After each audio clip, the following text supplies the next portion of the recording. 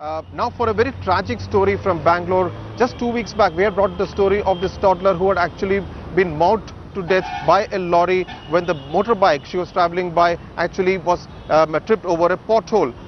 Now another extremely tragic story. A 55-year-old man, a TV actor, died when his bike actually fell into a sewer drain which had been left open by the Bangalore drainage authorities for laying sanitation pipes. Of course, the Bangalore, where the Congress actually promised to do major things during the election campaign in April this year, obviously things not going right as far as civic amenities are concerned.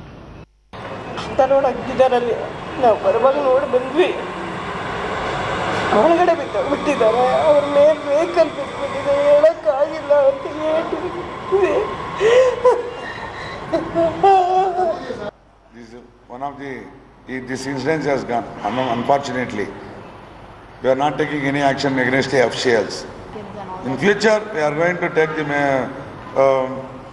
measure in that working spots.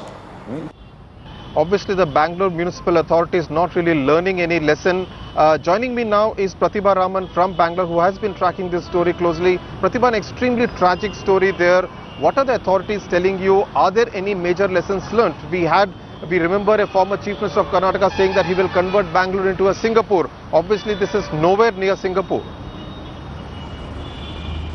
Absolutely, Sudhir, because the first key factor that has to be considered here is the lack of funds. The BBMP claims that they have not enough funds, but they have responsibilities that are innumerable, right from handling the garbage problems to civic amenities to decent roads. They do not have funds, and where do they go for? And they blame the ministry for not having provided enough funds. But then the government in the meantime maintains a stand that they haven't got the funds from the centre, and the fact that there's been delay in the implementation of several of their promises that have been made, which is with the fact that there's been a monsoon season and there's been several other disasters that has kind of ruined the implementation of such projects, which also brings us to the fact that there's lack of accountability. None of these departments, right from the BBMP to the BWSSB, nor even the ministry, want to take ownership for this. In fact, the mayor throws a very lackadaisical attitude, suggesting that he cannot really blame the BBMP officials. In fact, there were no barricades, no signboards, nothing to suggest, and this has led to the downfall